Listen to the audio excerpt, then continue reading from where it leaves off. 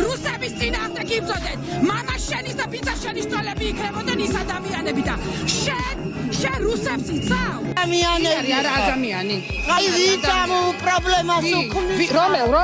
თქვენ უკაცრავად თქვენ ხართ ხალხი? ხართ ხალხი? კი ქართველი ვარ. თქვენ? სად როგორი ქართველი ხარ? მე ქართველი ვარ. საქართველოსი და რუსეთი ვარ. როდის იქნებით იცი ბედნიერი? აი 26-ის შემდეგ რომ დასრულდებით, აი მე იქნებით ბედნიერი. თქვენ ხართ ჩვეულებრივი რუსის მონა. პარლამენტში შენ ჩემნაირად განათლებაც არ აქვს. მაღაზიაში მივდიოდი საყიდლებზე. შემხვდა ეს ქალბატონი, რომელიც არის რუსის მონა და გავეცი პასუხი. ყველა მოქალაქამ ესა უნდა უთხრა. თქვენ რუსების გვერდით გახართ ბიჭო? თქვენ რა უნდა დაიცვათ? თქვენ ვისგან ვინ უნდა დაიცვათ? თქვენ რუსებს შეეწინააღმდეგებით როდესმე? თქვენ ხართ რუსის მონები. თქვენ რატომ გახართ მეთქი რუსების გვერდით თქო?